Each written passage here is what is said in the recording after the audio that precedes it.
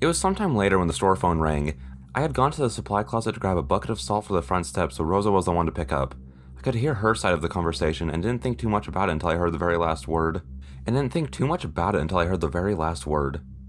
It's not bad, I think. This is my first day here. Oh, I like it.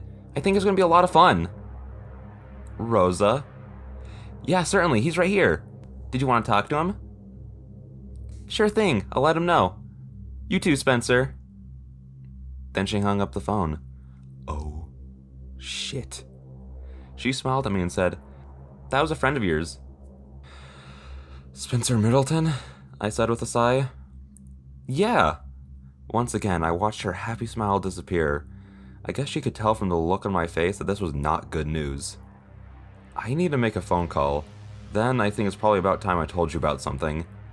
Back in high school, we all pretty much knew that Spencer was a certifiable psychopath, but growing up in a small, boring, podunk town, we didn't have the societal framework to process this sort of thing. Finding him the help he needed was simply not a feasible option, and most people just said a prayer for him and called it done. The principal delegated the responsibility to the school counselor/gym coach, who tried talking to Spencer about his feelings, but all of that was just the equivalent of putting a band-aid on a grease fire. There was a rumor around that time that Spencer was the one who killed all those dogs, but when I told my mother about this, she just looked at me and said, "Well, then don't go near him with any dogs." After dropping out, he joined the army and worked his way up through the ranks, until somebody recognized his, let's say, talents, and gave him a special assignment in a black budget program, in enhanced interrogation techniques, which is just a flashy way of saying torture. There's no official record of any of this, and the only reason I know is because he told me all about it one night. To pass time while I dug my own grave at gunpoint. I managed to pick his pockets while he was distracted with the bloodlust blinders and send an SOS from his phone to Deputy O'Brien, who showed up just in time to arrest him before he could follow through. But Spencer escaped captivity after only a few days, and for the last couple months has been a wanted but elusive fugitive. Sometimes he calls me at work to remind me of the good old times we had together, and to assure me that he'll be seeing me again soon. I don't know if it's luck that's kept him from killing me, or if it's the sadist in him prolonging this intentionally. Tonight he told Rosa to let me know he was in the area. As for why Spencer wants to kill me, let me simply say that maybe I deserve it, and maybe I don't, and we should leave it at that. The first thing I did was call O'Brien, but it went straight to voicemail. The second thing I did was tell this to Rosa, who listened patiently until I finished to ask the obvious question. So do you have a gun or anything, in case he comes back? No, I'm not really a gun guy. Ninja stars, bazooka, flamethrower, chainsaw, any sort of weapon at all? No. Well shit, maybe you deserve to be killed. Should we lock the doors or something? Well, yeah, that's another thing. Spencer knows how to get inside the gas station, even when the doors are locked. He's done it a couple times before, and we haven't been able to figure out how.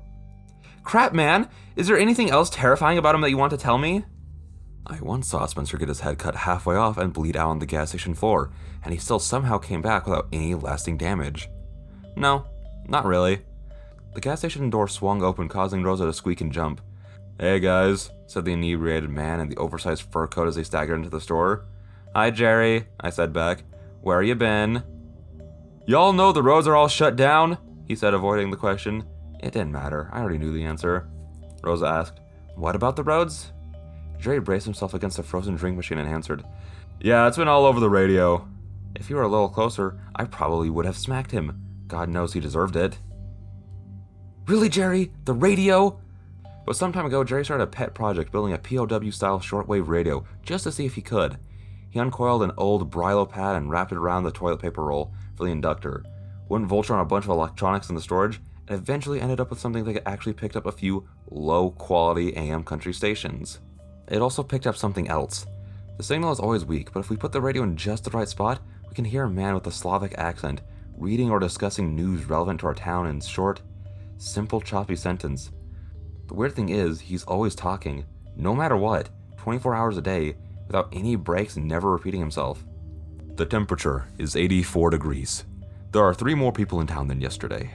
The ratio of pig to human in the town is approximately 2.078 to 1. The mayor is asleep. The mayor's wife is asleep.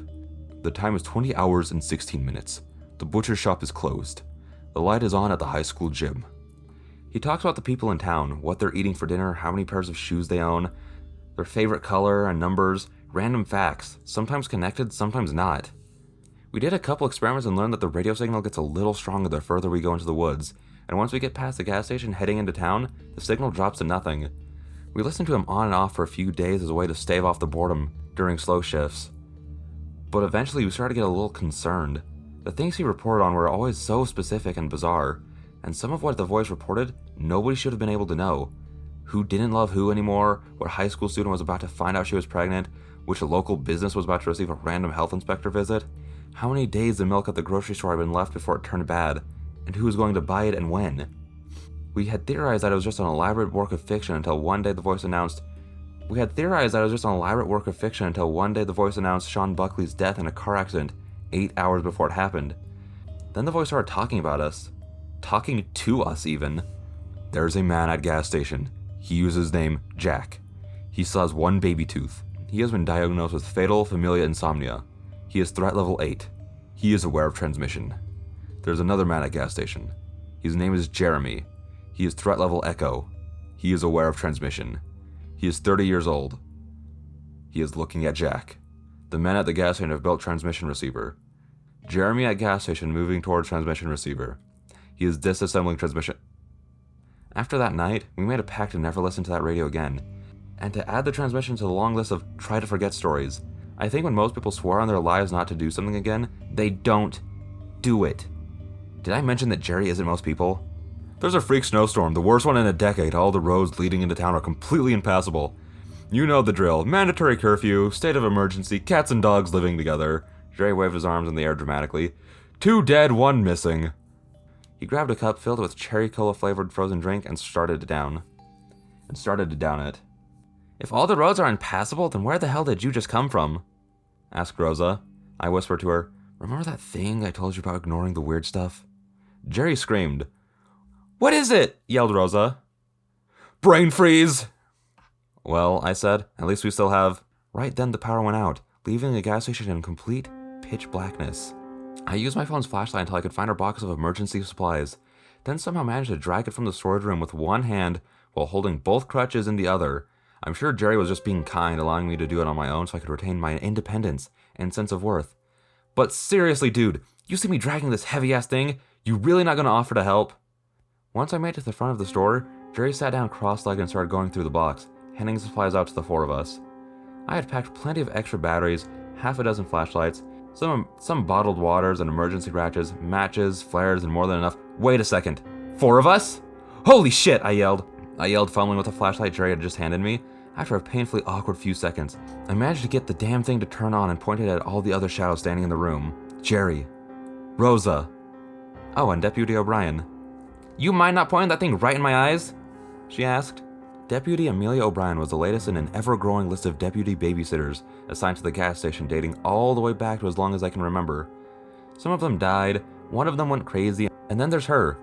A tough-as-brick Brooklyn transplant with an itchy trigger finger, and a long history of giving as many fucks as there are planets named Pluto. She was a very welcome sight. Oh, sorry, I said, pointing it back down. When did you get here? Just now while you're off bumblefucking around in the closet. I called to check on you 30 minutes ago, but nobody answered, and I nearly killed myself 10 times driving through the blizzard to get here. What the hell happened? Rosa perked up. Oh, we were probably outside doing the funeral when you called. She unsnapped the gun at her holster and said, What? I explained quickly, It's for a bunch of mice. Jerry bristled. And you didn't invite me? O'Brien shook her head and said, That actually does not clear anything up. I took a deep breath and broke the bad news. It's a good thing you're here, though.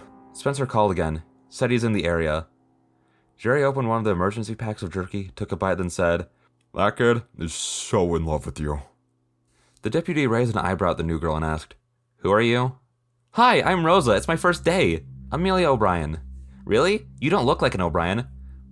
What does an O'Brien look like? An awkward silence followed. Then Jerry broke it by exclaiming, We finally passed the Bechdel test! This is a nice change of pace. Usually when we end up trapped at the gas station, it's a total sausage fest. Usually? Asked Rosa. This has happened before? Once or twice, I answered. O'Brien spoke into her walkie mic. Dispatch, this is O'Brien. Do you read me? Over. Dispatch, are you hearing me? Over. She sighed and dug $1 out of her pocket, handing it over to me as she said, I need to use the store phone. But before I could even take the money, the phone started ringing. She shot me a look and said, "Hey, Crutches. Hey, Crutches. Pick it up and put it on speaker." Without thinking, I took the flashlight into my mouth and crossed over to the counter. When I got there, I reached out to answer, then immediately splashed the flashlight and yelled, "Oh my god!" "What?" O'Brien shot back. "I put that in my mouth and mice could have been doing weird stuff to it. I put that in my mouth." The phone rang a couple more times before O'Brien said, "Just answer the damn phone." I did. "Hello?" "Hey there, Jack. It's been too long." I pressed the button to switch on speakerphone. "Hi, Spencer." "Who's your new friend?" I looked at O'Brien, who made a weird hand gesture that could have meant, "Keep him talking," or "Yeehaw, let's rob this bank." Given the current context, I assumed it was the former. "Oh, her. That girl you talked to earlier is my new jujitsu instructor." I had to fire the last one because he said he'd already taught me everything he knew. I've been getting pretty rad since the last time I saw you. Also, I'm taller now. "She doesn't look like a jujitsu instructor to me, and neither does the lady deputy standing next to her. And is that Jerry? He looks drunk." O'Brien pulled out her service pistol, crisscrossed it with her flashlight in the opposite hand, and started pointing it at each of the windows and doors. "Jerry always looks drunk," I said. "Hey," yelled Jerry with a hiccup. O'Brien took the phone from me and slammed it into the cradle before yelling, "Everybody get away from the windows right now! Jack, take the others and lock yourselves in the storage closet. Go!" I sighed and said, "Fine." The next few hours were pretty damned boring.